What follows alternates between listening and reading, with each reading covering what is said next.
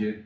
Estamos aqui assistindo mais uma videoaula, dando sequência aí a nosso inventário de estudos. E hoje, olha só, nós vamos estudar as teorias do crime como uma introdução aos elementos do crime que nós vamos estudar daqui para frente em nossos estudos aí do direito penal. Então, nós vamos entender aí com as teorias do crime que nós vamos estudar aqui, de onde surgiram e como evoluiu a teoria do crime que nos trouxe até a teoria atualmente adotada no Brasil. E entendendo isso, nós vamos conseguir tentar estudar os desdobramentos de um crime e entender o que é isso para o direito penal brasileiro. E vamos identificar também qual que é a importância dessa decomposição do que é um crime para efeitos de aplicação da norma, para efeitos de segurança jurídica e garantia, principalmente, dos direitos fundamentais à população brasileira no âmbito da aplicação das normas penais. Então, olha só, a primeira indagação que vem é o questionamento sobre o que é um crime. E olha só, o que é um crime? Nós sabemos que existe um conjunto de tipos penais que proíbem determinadas condutas de serem cometidas sob pena de aplicação de uma sanção penal, não é? Então, houve uma escolha de uma enormidade de condutas que são proibidas no Brasil. Condutas estas que, se praticadas, tá, via de regra, claro, ensejam a aplicação de uma sanção penal. Tá? Então, o que é esse crime? Né? Por quê? Porque através do cometimento de um crime, de uma conduta que se adequa a um tipo penal previsto, inicia-se um dever estatal de punir quem cometeu essa determinada conduta. Então, olha só, a importância de saber o que é um crime, quando é cometido um crime, quando não é uma conduta típica cometida um crime, e os seus elementos, componentes, é essencial para a aplicação correta de uma pena e para a segurança jurídica, para assegurar os direitos e garantias fundamentais de uma pessoa acusada de um crime e para garantir isonomia na aplicação pelos operadores do direito. Então, um delegado tem que saber, ao autuar alguém em flagrante, o que é um crime.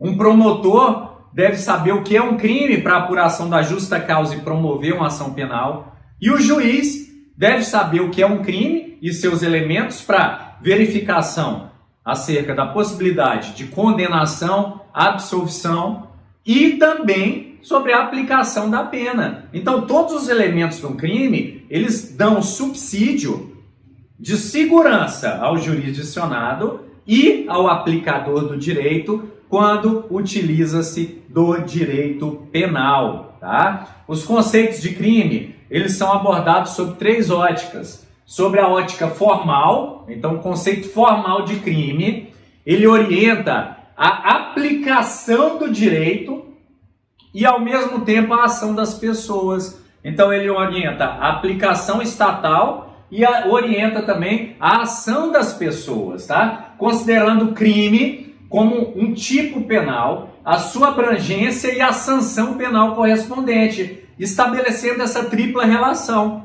fato cometido, adequação a uma lei e a correspondente sanção penal. Isso de forma muito genérica. Nós vamos ver que existem desdobramentos. Sobre o aspecto material ou substancial, é um determinado período, as escolhas de um determinado período, a determinada escolha em um período histórico, tá? Política criminal, referente a quais bens devem ser protegidos, quais bens são relevantes para uma determinada sociedade. Né? Então, tem relação com a política criminal adotada. Quais bens devem ser protegidos?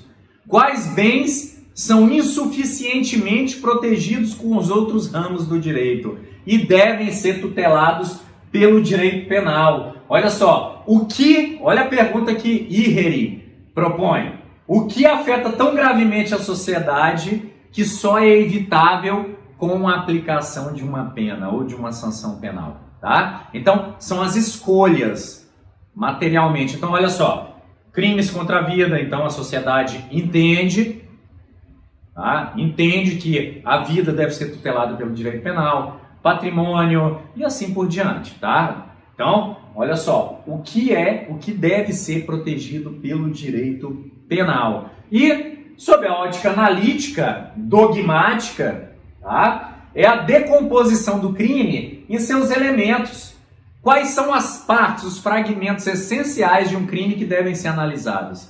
Isso aqui vai nos levar àquela questão. Olha só, será que sempre que uma pessoa mata outra, considerar-se-á cometido um homicídio?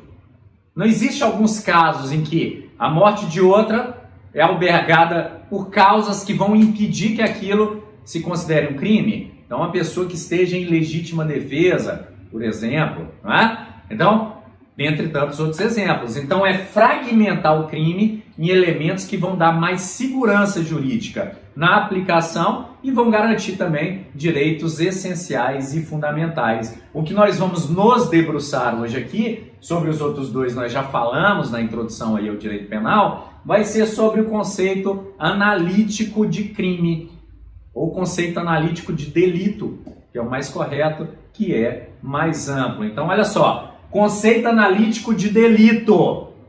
O crime, para o direito penal brasileiro, é uma decomposição de uma ação ou de uma omissão, ou seja, uma conduta humana, uma ação ou omissão, que seja típica, antijurídica e culpável.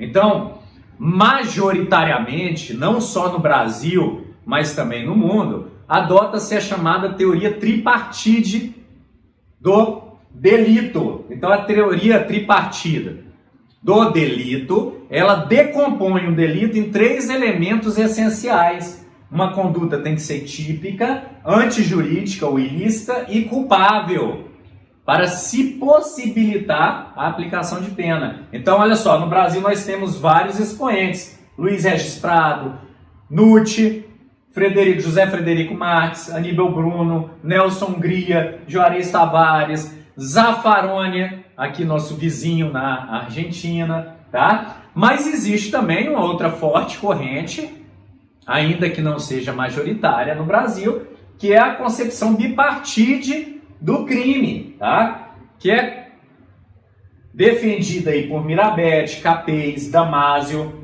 é o grande professor aqui, né? Ishida, Ariel Dotti e outros, né? Que considera culpabilidade como pressuposto de aplicação da pena.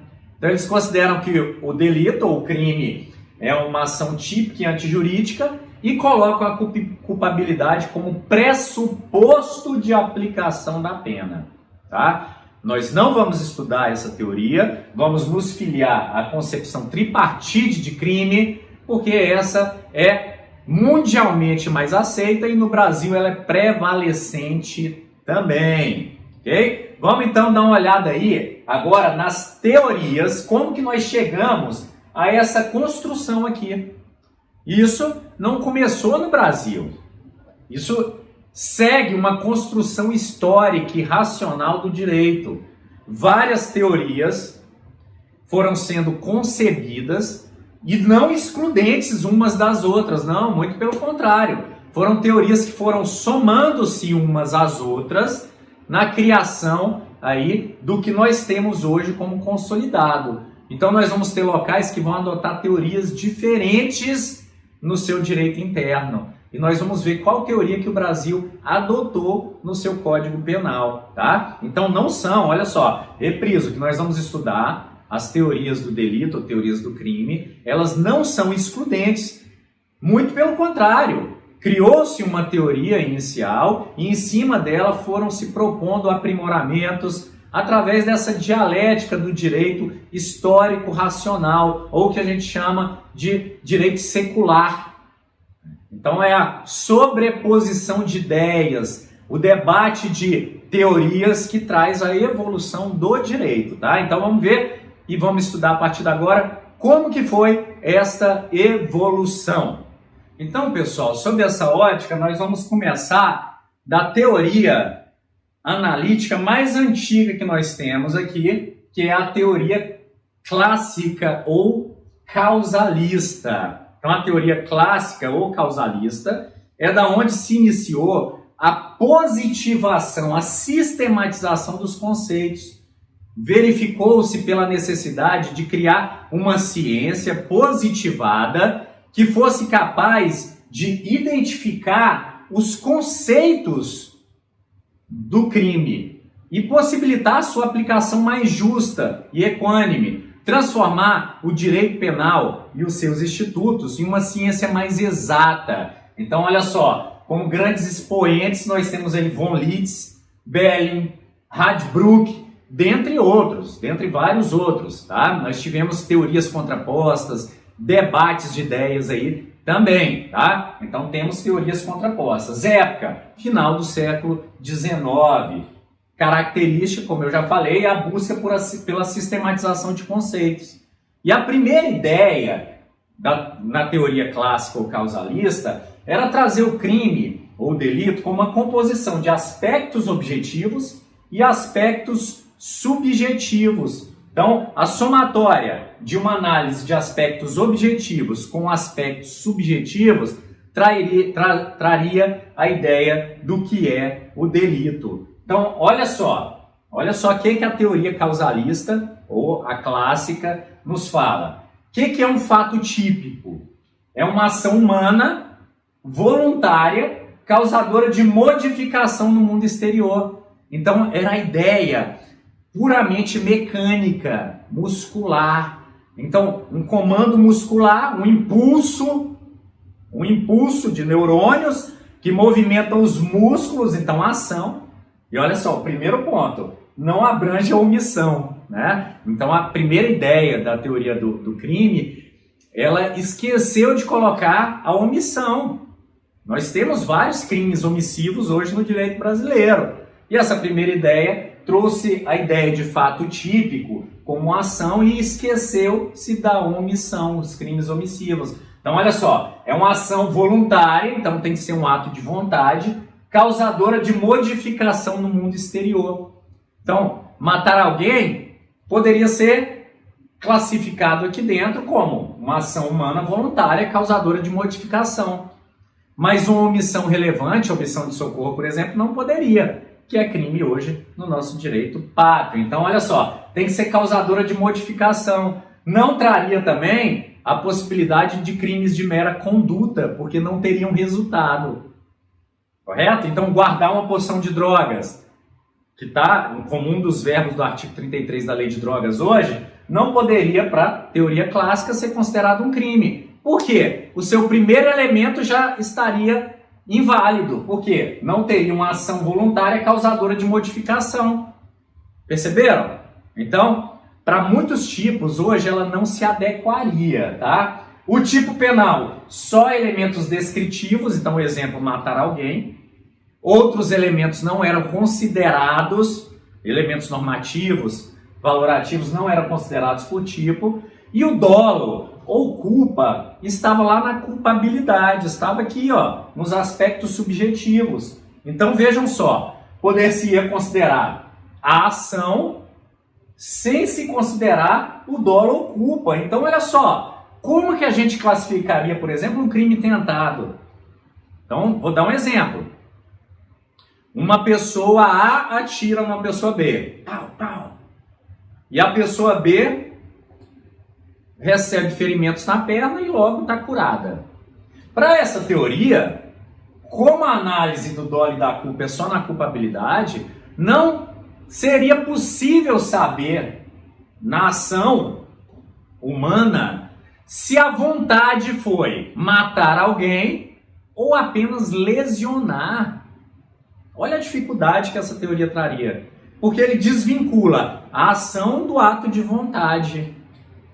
Ele não responde na ação o que pretendia-se como resultado. Então, olha só a dificuldade para classificar. A pessoa queria matar alguém ou lesionar alguém. Ou alguém que foi pego arrastando uma mulher para um matagal. Ele queria matar, lesionar, estuprar. Não dá para saber, porque olha só, tinha uma ação humana voluntária, causando modificação no mundo. Mas como é desvinculada da intenção essa ação para essa teoria causal, não daria para se saber qual tipo de crime tentado estaríamos diante, só quando se chegasse ao resultado. Percebem? Então olha só, não permite análise da culpa, porque também a ação humana voluntária e a culpa, ela é prevista como forma normativa. A culpa tem que ter uma comparação. É um ato imprudente. O que é imprudência? A imprudência é relativa a uma média social. Então nessa teoria não dava para se analisar a culpa, só o dolo. Então vejam quantas falhas. Mas tem seus méritos. Tem muita coisa que ainda hoje é utilizada dessa primeira teoria. Como eu falei, elas não se excluem, elas se complementam. Tá? Injustiças geradas nos casos de coação irresistível e obediência hierárquica. Olha só. Então imagina que um gerente de banco, com uma arma na cabeça de um criminoso, é obrigado a abrir o cofre, tirar todo o dinheiro e entregar a outrem. Olha só, ele está dispondo de algo que não é seu, está subtraindo uma coisa. Mas vejam, para essa teoria ele deveria ser punido, porque ele fez uma ação humana causadora de modificação no mundo exterior. Percebem? Então, há falhas. Obediência hierárquica. Então, existem falhas nessa teoria. Vamos ver como é que a teoria clássica ela é composta. Olha só, os elementos objetivos, que é dividido entre fato típico e antijurídico. Então, esses são os elementos objetivos, para responder o que é um delito, tá? Fato típico e antijurídico. O fato típico é uma ação humana, com tipicidade, com previsão em uma norma penal. Então, uma ação humana cometida aqui, prevista em uma norma penal, então uma ação que decorra dela um resultado. Previsto em uma norma penal é um fato típico. Beleza, primeiro elemento do crime. Segundo, é antijurídico. Isso presume-se. E olha só, segundo ponto estranho nessa norma. Pro direito hoje, se eu atiro em alguém para defender um terceiro ou a mim mesmo, eu estou agindo em legítima defesa. Então olha só, o meu dolo de agir, a minha vontade de agir, não foi para prejudicar alguém, mas sim para proteger outrem. Então, a antijuridicidade hoje é subjetiva. Para essa teoria, a antijuridicidade é objetiva. O que significa dizer? Que uma pessoa quis matar um desafeto. Olha só o exemplo. Uma pessoa foi lá, eu vou matar meu desafeto. Atirou, tal. E depois constatou-se que essa pessoa que estava atrás de uma mata estava tentando matar um terceiro. Veja só, a vontade dessa pessoa aqui era matar o desafeto. Só que por coincidência, o seu desafeto queria matar um terceiro. E com essa ação eu acabei preservando a vida. Para a teoria clássica, como a avaliação é objetiva, como você agiu defendendo um terceiro mesmo sem saber, mesmo tendo vontade disso, você tem o crime excluído. Não é crime se a conduta tiver acobertada por um excludente de licitude, tá? Um excludente de licitude ou um excludente de antijuridicidade. Objetivamente analisada. Não importa se a pessoa sabia, não sabia, tinha vontade ou não tinha vontade. Então vejam, causa injustiça também, não é? E olha só, analisado esses elementos, passa-se para a análise subjetiva da culpabilidade. Culpabilidade ela é composta por imputabilidade, a pessoa é imputável ou não.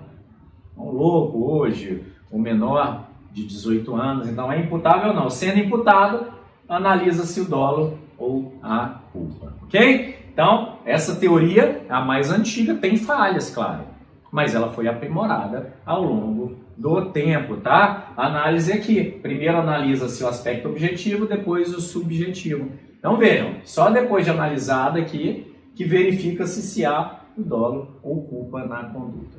Ok? Bom, pessoal, então olha só. Partindo da teoria penal clássica, nós temos a neoclássica ou teoria neocantista. Então ela veio não substituir a teoria clássica, ela veio aprimorar. Então buscar analisar aqueles elementos puramente dogmáticos e incluir nesses elementos considerações axiológicas, considerações valorativas e materiais. Então, o método anterior era um método positivo, jurídico formal, um método frio. E na teoria neocantista buscou-se incluir elementos axiológicos, elementos valorativos, elementos materiais, tá? Inovou, gente, principalmente no âmbito da culpabilidade, na verificação se o agente poderia agir de outro modo. Lembra que eu falei da dificuldade na teoria clássica, por exemplo, da coação irresistível? Então, o gerente, que eu dei o exemplo, o gerente com arma de fogo na cabeça, que ele não pode fazer outra coisa. Inexigibilidade de conduta diversa. Não se tinha isso na teoria clássica, podendo gerar injustiças. Aqui já se inclui esse elemento valorativo. A exigibilidade de conduta diversa como um dos elementos da culpabilidade. Então, a coisa já muda um pouco. Quem foram os grandes expoentes aí? Entre outros também, Mesger e Frank. Frank principalmente com essa inovação na culpabilidade aí. Ano de 1907 aproximadamente. Mas essa teoria se desenvolve em paralelo também com a teoria clássica.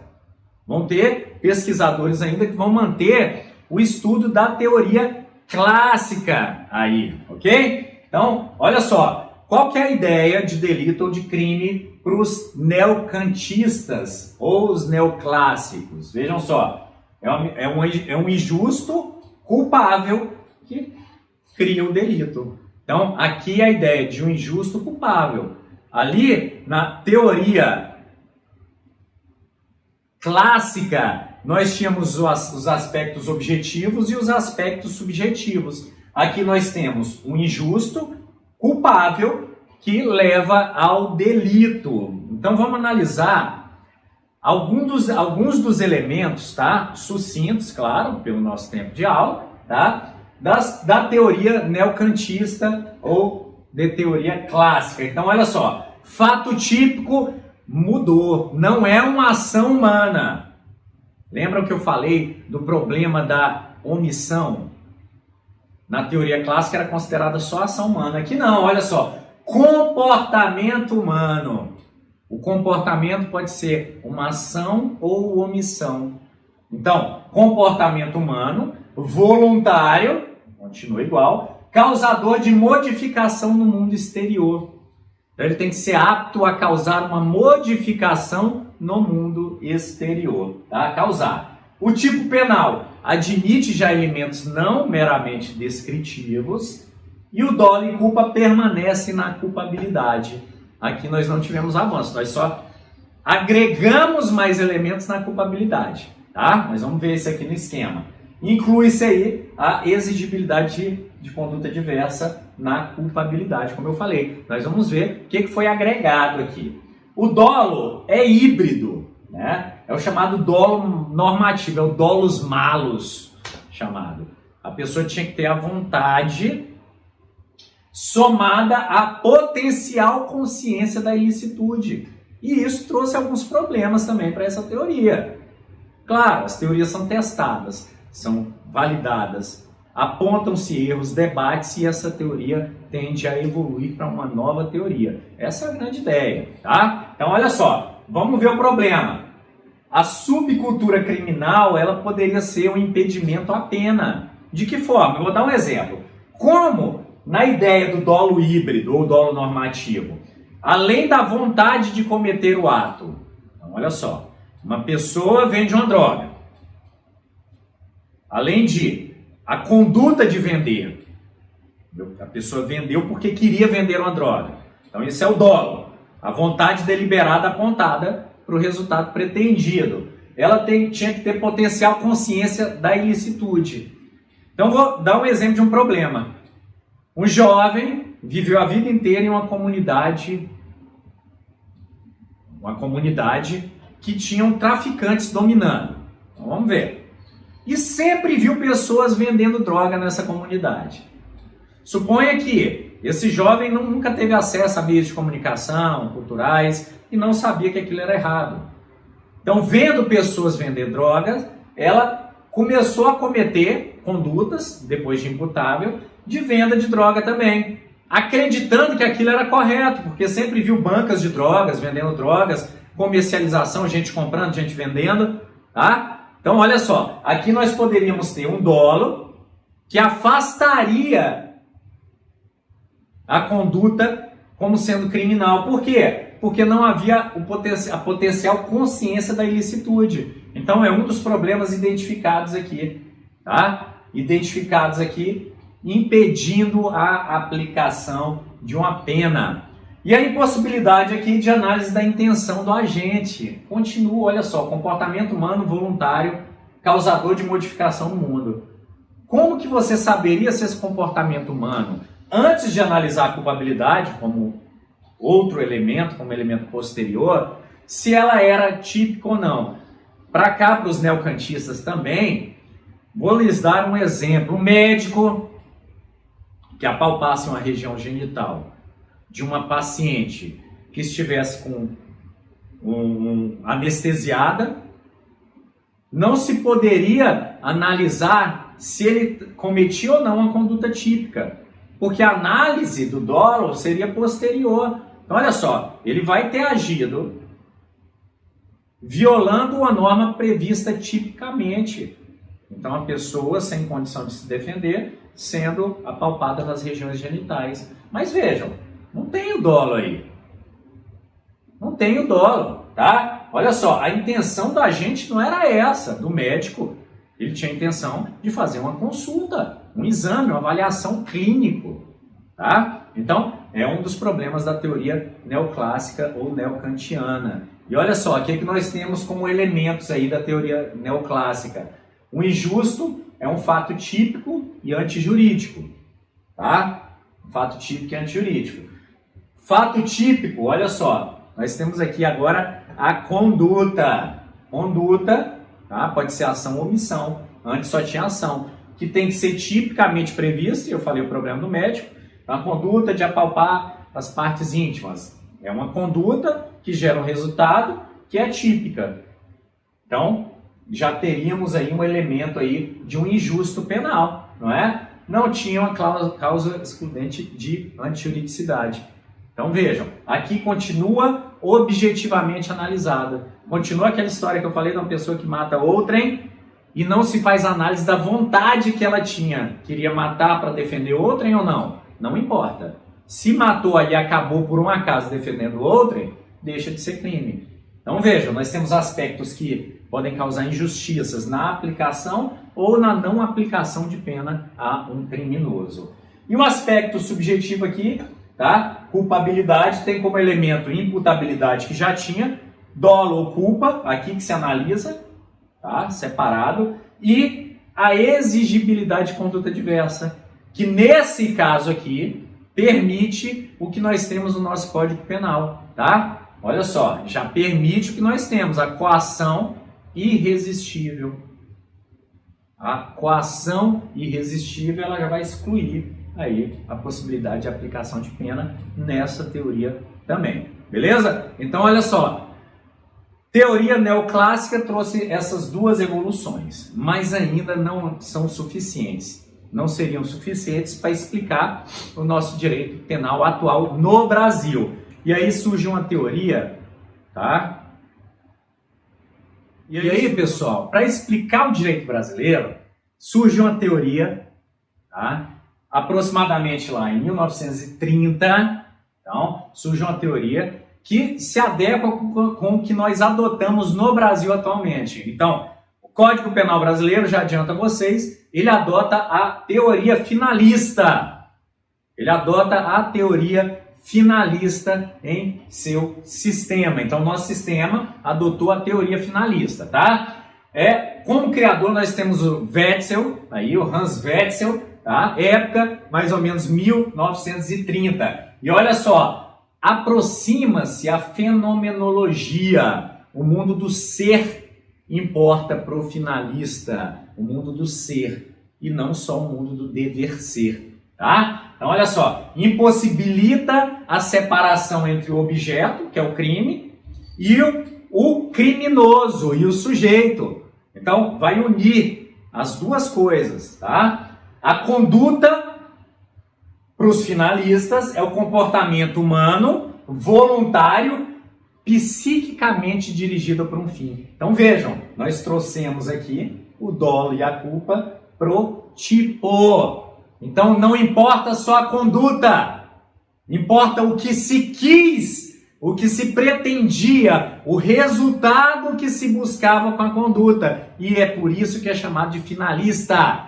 Busca-se identificar qual que era o fim pretendido. Então, olha só, alguém que dá um disparo de arma de fogo em outrem, para separar se isso é uma lesão corporal ou um homicídio, nós vamos analisar a vontade. Se for a vontade de matar, estaremos diante, por exemplo, do animus necandi, a vontade deliberada que direcionou a ação que pretendeu matar outra pessoa. Então vejam, uma ação não é só um movimento físico, ele é dirigido por uma vontade humana que quis chegar a um fim pretendido.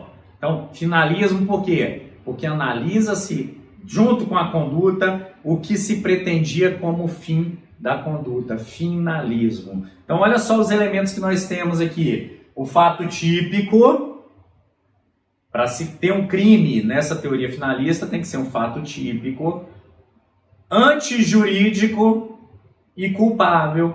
Quando os três elementos se congregam, quando a análise feita congrega os três elementos, está-se diante de um delito.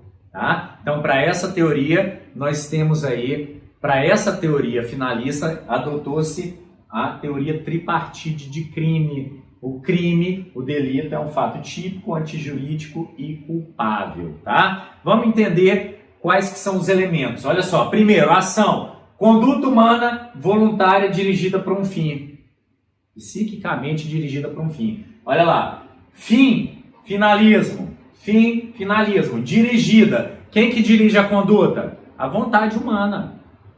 A vontade humana dirige a ação para um determinado fim que se pretendia. Tá? Então, olha só. A finalidade é a espinha dorsal da conduta humana para os finalistas. Então, a vontade é a espinha dorsal da conduta humana. Então, se não há vontade dirigida a um fim, se não há vontade de quem praticou a conduta dirigida para um fim, por exemplo, não vai existir um crime para a teoria finalista. Tá? É um dos elementos essenciais. Então, olha só. O fato típico é uma conduta dolosa ou culposa. A culpa é normativa, nós vamos ver. Prevista penalmente, claro, conduta humana voluntária dirigida para um fim, prevista na legislação penal, tá? O resultado e o nexo tem que ser analisados. Então, o resultado tem que ser decorrente da conduta. Então, tem que ter uma ligação entre o resultado e a conduta. Nós vamos estudar, isso aqui ainda vai se adotar a teoria que era adotada antes, que é a teoria dos antecedentes causais. Quando nós estudarmos aqui o nexo mais à frente, nas próximas aulas, nós vamos identificar qual que é essa teoria dos antecedentes causais, ou teoria sine qua non. Nós vamos ver isso mais na frente, tá? Nos crimes materiais, claro. A antijuridicidade, que é presumida. Então, se o fato é típico, presume que seja antijurídico, a não ser que tenha um elemento negativo. Na antijuridicidade, na teoria neocantiana ou na teoria clássica, nas duas teorias, era considerado objetivamente.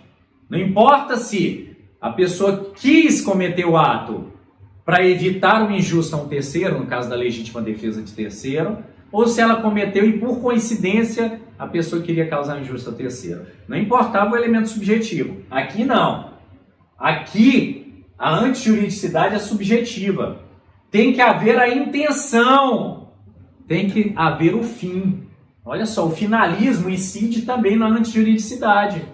O objetivo de alguém que matou outrem tem que ser para defender terceiro a si próprio. No caso da excludente, aí de legítima defesa própria ou de terceiro. Então tem que ter o fim pretendido. Então na teoria finalista, a vontade, o fim pretendido, ela guia a análise do crime, tá bom? Olha só, nos crimes culposos, nós temos esses elementos, conduta voluntária mais resultado involuntário. Então a conduta foi dirigida a um fim, mas o resultado foi involuntário. Então uma pessoa que acelera a 200 por hora numa via de velocidade máxima de 100 por hora. Ela não quis causar o acidente, mas havia uma conduta voluntária, estar além da velocidade permitida. Que se comparada à média de prudência e discernimento social, vai ser considerada uma conduta culposa. A previsibilidade do resultado também, alguém que dirige a 200 km por hora em uma via de 100 km por hora tem que prever a possibilidade do crime. Então, medianamente avaliado com relação aos demais, tá? Ela também é usada para fins da teoria finalista. E olha só, qual que é a decomposição do crime, do delito, para a teoria finalista? Olha só, nós temos que o delito é uma composição de um fato típico, e o fato típico, que é o primeiro elemento do delito para o finalista, é uma decomposição entre uma conduta, ação ou omissão, dolosa ou culposa. Então, olha só, a ação ou omissão não está dissociada do dolo da culpa. Antes ele era dissociado. Era uma segunda análise feita. Então, nós poderíamos ter uma ação típica, mesmo de alguém que não teve intenção de cometer aquele crime, tá? Ou não teve culpa também, tá? Então, o fato típico é separado em conduta, a ligação da conduta e o resultado que se pretendeu. Segundo elemento, o fato tem que ser antijurídico. Em regra, o fato típico é antijurídico, mas existem alguns casos, que são as excludentes de antijuridicidade, que não permite que seja um delito. Então, olha só, para ser um delito tem que ser fato típico, antijurídico e culpável. Se algum desses elementos não existirem, nós não estaremos diante de um delito, tá? Então, o que é delito? Para a teoria analítica finalista, é um fato típico, antijurídico e culpável. A partir daí, o Estado deve punir alguém por esse crime, tá? Então, fato típico, antijurídico e culpável. E olha só, a culpabilidade agora é separada em imputabilidade, potencial consciência da ilicitude e exigibilidade de conduta diversa. Então, para que um crime aconteça, tem que ter sido uma ação humana, voluntária, pretendendo um resultado previsto como crime, e que essa ação tenha resultado em um efeito no mundo, nos crimes materiais. Nós temos outros crimes que basta a ação, que seja antijurídica e que seja culpável. Ou seja, quem cometeu uma ação humana pretendendo o resultado, atingindo o resultado, que não seja albergada por alguma excludente, tem que ser imputável, então maior de 18, plena capacidade mental, dentre outras questões, tá? Tem que ter a potencial consciência da ilicitude e não poderia se exigir conduta diversa daquela pessoa. Ok? Então, esses são os elementos para os finalistas que fazem com que exista um delito.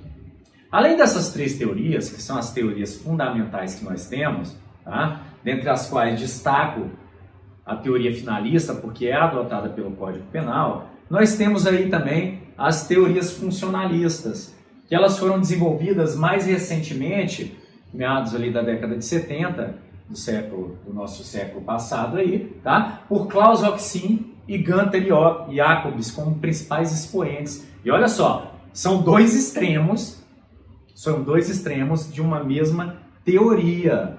Então, enquanto Klaus Roxin tem uma teoria funcionalista moderada, nós temos Gunther Jacobs, que tem uma teoria radical sistêmica, que é aquela conhecida como o direito penal do inimigo também, que foi, na verdade, um nome muito infeliz escolhido por Gunther Jacobs, que trouxe uma pecha muito grande à teoria que ele criou, tá? Então, olha só, características. Aqui já se busca estudar o fim do direito penal. Para que existe o direito penal? Então, eles são filiados também à teoria tripartite de crime, fato típico, antijurídico, só que aqui é o fato reprovável, tá? Que leva ao delito, mas é uma teoria também tripartite de crime. Olha só, o funcionalismo moderado do Klaus Roxin, que é o extremo mais light da teoria funcionalista e mais adotado também, olha só, entende como a conduta como ação ou omissão humana que lesione bens jurídicos essenciais ao homem, tá? Sendo o comportamento voluntário causador de relevante e intolerante lesão ou perigo de lesão para o bem jurídico tutelado. E é bom que aqui inclui os crimes de perigo abstrato, né? Então, olha só, perigo de lesão para o bem jurídico tutelado. Crime de posse de arma de fogo, de uso restrito, por exemplo. Olha só, o fato de ter a posse de uma arma não significa que tem um bem jurídico violado, mas há o perigo de lesão ao bem jurídico. Então, pro funcionalista, o perigo de lesão em si já é suficiente para invocar a tutela do direito penal. Por quê? Porque vai proteger e prevenir a lesão a bens jurídicos essenciais ao homem, à sociedade, tá? Para Klaus Roxin, a culpabilidade é só um limitador da pena. Vejam só, não é um elemento do crime, mas é um limitador da pena. Ela é chamada de culpabilidade funcional. A culpabilidade como limitadora de aplicação da pena, tá? Então, olha só, é como se a culpabilidade no direito penal brasileiro fosse analisada tão somente para a dosimetria da pena, lá no artigo 59, tá? E não é. A culpabilidade é analisada como pressuposto pro crime, ok? A missão do direito penal para Roxin é proteger bens jurídicos indispensáveis ao homem. Então a ideia é que o funcionalismo dele, o que se busca é o direito penal com a função de proteger bens jurídicos indispensáveis ao homem. Então essa é uma teoria moderada. Futuramente, em outros tópicos, nós vamos adensar em teorias essenciais aqui trazidas pelo Roxin, até no exemplo aí de culpabilidade, tá? Já Gunther Jacobs, ele já traz um funcionalismo radical. E olha só, conduta para Jacobs é uma ação ou omissão que afete a credibilidade do sistema. Ele não se preocupa com os bens jurídicos essenciais. A ideia é que podemos ter bens jurídicos que não são essenciais, mas se o direito penal não for efetivo, vai afetar a credibilidade do sistema. E um sistema desacreditado gera uma confusão social. Então, se o fim do direito penal é a normalidade, é manter a tessitura social rígida, qualquer ação ou omissão que afete a credibilidade do sistema tem que ser atacada. E tem que ser atacada duramente para Klaus Roxin. Então, olha só, nessa teoria nasceu o direito penal do inimigo. Aquele que violou o sistema deve ser tratado como inimigo do Estado, tendo reduzido o rol de direitos e garantias fundamentais. Então, olha só o quanto é perigoso essa teoria e o quanto ela pode guiar a estados totalitários. Essa é a grande crítica à teoria radical, funcionalismo radical aí de Gunther Jacobs, com o seu direito penal do inimigo. Então, olha só, vamos ver algumas características. E digo logo, algumas são adotadas pelo direito penal e processual brasileiro. Algumas delas. Tá? O problema é que há um radicalismo de Gunther e Jacobs e há dificuldades aí, por exemplo, em se considerar quem é e quem não é, por exemplo, inimigo do Estado. De quem pode-se retirar os direitos e garantias fundamentais. Então, olha, antes de analisar aqui, eu já vou pular para a atenção. A teoria é ligada muitas vezes, e por muitos estudiosos, ao nazismo, dando uma grande margem a arbitrariedades, crescimento vertiginoso do Estado e classificação dos indesejados como inimigos. E para Jacobs, quem é classificado como inimigo tem um rol de direitos e garantias reduzidos. Então pode-se fazer o que quiser com o inimigo, pode-se ampliar a força e a dureza do Estado para quem se considera inimigo. E por que se associam com o nazismo? Porque no nazismo se considerava, por exemplo, o judeu como inimigo do Estado. Portanto, não era sujeito de direito e, portanto, poder-se-ia, através do Estado penal, sujeitar esse inimigo a toda sorte de penas e toda sorte de tratamentos injustos, tá? Então, olha só a problemática. Mas vamos ver o que ele fala. Bom, pode-se tipificar atos preparatórios. A ideia é essa. Prever a possibilidade de punir atos preparatórios para evitar o crime. Aqui no Brasil, tem atos preparatórios que são punidos em crimes como, por exemplo, de associação criminosa. Associar-se mais de 3 pessoas para o cometimento de crimes. Olha só, é um ato preparatório. Tá? Criação de tipos de mera conduta e perigo abstrato. Nós temos diversos crimes de mera conduta ou crimes de perigo abstrato, em que se presume o perigo. Perigo abstrato é presumido. Então, olha só, crimes de mera conduta e de perigo abstrato, nós vamos ter Estatuto de Desarmamento, Lei de Drogas, por exemplo, leis de trânsito, como, por exemplo, dirigir embriagado. Então, são crimes desses jaéis também. Flexibilização do princípio da legalidade. Complicado, né? Tipos abertos, por exemplo, para terrorismo. A lei de crimes, né, de terrorismo, ela tem tipos abertos, então ela se filia a essa teoria do direito penal do inimigo, que é um tanto quanto perigosa, tá? Predomínio do direito penal do autor. A partir do momento que você tem que considerar o criminoso como inimigo do Estado, você não está considerando a conduta em si, mas o autor da conduta. E considerar o autor da conduta é um tanto quanto perigoso.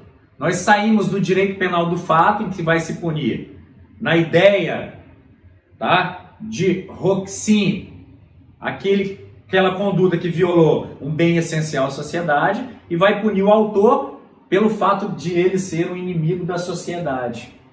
Então é perigosa essa conduta também.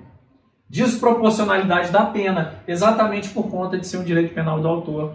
Então a pena ela vai ser aplicada com maior gravidade àquele considerado como inimigo do Estado. Não pela conduta praticada somente, mas pelo autor em si. Olha o problema que pode gerar isso, gente. Endurecimento das penas, então, o crescimento vertiginoso do Estado penal, tá? E a restrição de garantias e direitos fundamentais. Então é um tanto quanto complicado, um tanto quanto polêmico essa teoria. Mas vejam, regime diferenciado no Brasil, regime prisional diferenciado, tá? Utiliza-se disso. Crimes de mera conduta, perigo abstrato, alguns crimes que punem atos preparatórios. Então há a utilização de parte. O que há uma grande crítica, uma severa crítica em utilizar todo o sistema funcionalista radical de Roxin, porque seria o equivalente ao que foi utilizado no estado de exceção da Alemanha no nazismo, tá? Então, tá aí teoria ou funcionalismo radical. Para finalizar o nosso quadro, eu trouxe aqui a tabelinha. Para finalizar o nosso quadro, eu trouxe aqui a nossa tabelinha que existe aí no material. A tabela do material está mais completa. Eu trago aí a teoria constitucionalista do Luiz Flávio Gomes, trago aí as funcionalistas também. Aqui, só para a gente arrematar as 3 principais teorias que nós temos aí utilizadas e que trazem elementos para dentro do nosso direito penal. Só para lembrar, olha só, causalismo, ou a teoria clássica, tá? Século XIX para o século XX, von Litz e Belling, como dois expoentes. A tipicidade objetiva, neutra, não tem elementos subjetivos, não importa qual era a vontade da pessoa, se ela queria cometer o tipo ou não queria, qual que era a intenção. Então traz uma dificuldade aí em crimes tentados, não é isso? Então é objetiva e neutra. Conduta, ação humana voluntária, o resultado só naturalístico, só crimes materiais, nexo de causalidade também e adequação típica à norma. Então olha só, para ser um fato típico aqui nessa teoria, conduta humana, resultado, nexo e adequação típica. Adequação da conduta, da ação, ao tipo previsto, tá? A avaliação do dolo e da culpa era na culpabilidade, lá na frente, tá? 1900 a 1930 aí, nós temos Mesger aí no neocantismo, ou a teoria neoclássica, a tipicidade objetiva, mas há uma valoração. É o que eu falei para os senhores, dolos malos, por exemplo, tá? Então, conduta humana voluntária também, tá? Ação ou omissão, aqui entra, resultado naturalístico, nexo e adequação típica à norma. Então, mudou pouca coisa, só a valoração da conduta aí, para tentar tirar essa dificuldade, como eu falei lá atrás, e uma conduta ser desvinculada absolutamente de uma valoração sobre ela. A evolução que nós tivemos no finalismo, tá? 1940 até a década de 60, que foi adotada pelo Brasil, tá? A tipicidade é objetiva e subjetiva. Então tem elementos objetivos, a conduta, mas tem que ser valorado sobre uma ótica subjetiva. A vontade, a intenção final, o que se pretendia com aquela conduta. Então não é só uma ação corporal, mas é uma ação dominada por uma vontade de causar um resultado, um fim. Tá? Então olha só, conduta humana voluntária com uma finalidade, por isso finalismo.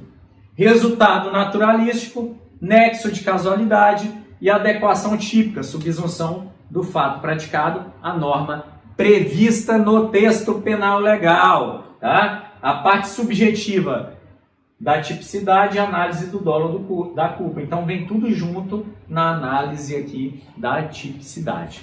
Tá legal, pessoal? Então olha só, com isso aqui a gente finaliza só esse estudo introdutório dos elementos aí analíticos, do crime ou do delito. E para que é importante isso? Para a gente vislumbrar que o conceito de crime, sob a ótica analítica, ele é desmembrado em uma série de elementos. E para que vocês entendam de que, dogmaticamente, nós vamos estudar todos esses fragmentos da teoria tripartite do crime, sob a ótica da teoria finalística, para que nós entendamos o que é considerado crime no Brasil e o que não é considerado crime no Brasil para nosso Código Penal. Então, a partir daí, nós vamos começar a estudar o que é o fato típico dentro de seus subelementos, o que é a antijuridicidade através dos seus subelementos e o que é a culpabilidade através dos seus subelementos. E através disso, nós vamos ter entendido, nesse estudo aí da teoria do crime, tá? O que é um crime para o direito penal brasileiro. Beleza? Então, olhem só, vamos ter atividades, vamos ter uma live hoje aí também, tá? No segundo período de aula, em que nós vamos discutir um pouco algumas questões relativas à teoria do crime, tá certo?